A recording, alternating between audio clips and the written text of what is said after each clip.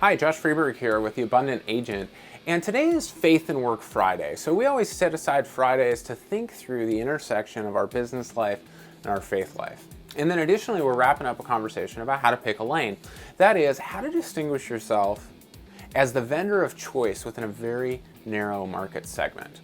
And this always brings up a conversation about how do we engage in our business within our faith communities, right? There's sometimes some confusion there. There's indecision about how best to do that. And I want to just give you a few things to consider as you decide what your guidelines are going to be about how you engage in your business life and your faith life together with the people in your community.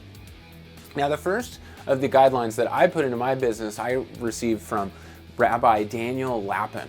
And he describes within his synagogue that it's very common for people to want to conduct business with one another. Someone will approach somebody on Saturday morning and say, hey, I have an accounting question for you, I have a plumbing question for you, whatever it is.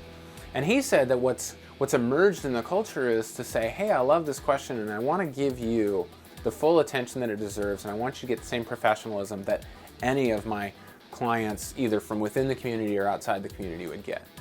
Why don't I give you a call on Monday and we'll schedule a brief phone call, or we'll schedule an appointment so that I can really give this the attention it deserves. This is a great way to make sure that, first of all, you are providing that professional service, but also that you're being very clear about the type of relationship, the type of conversation that's happening in that moment.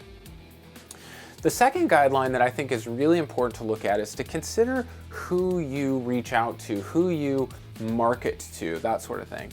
And one guideline that I think is really helpful is sort of the double opt-in expectation that people now have within the internet marketing era.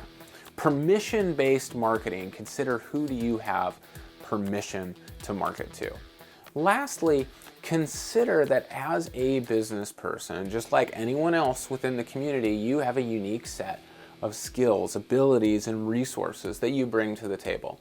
So bring the fullness of those resources into the life of the faith community, because what you bring serves the other, right? It serves the people within your faith community and it serves the people outside your faith community. Consider, how do you want to set aside a part of your business to do pro bono for certain folks?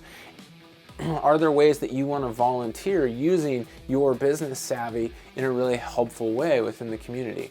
So today I would encourage you to take 5 minutes and just sit down and kind of sketch out what are some of your guidelines with how you like to conduct business within your faith community and how you like to bring your business experience into your faith community.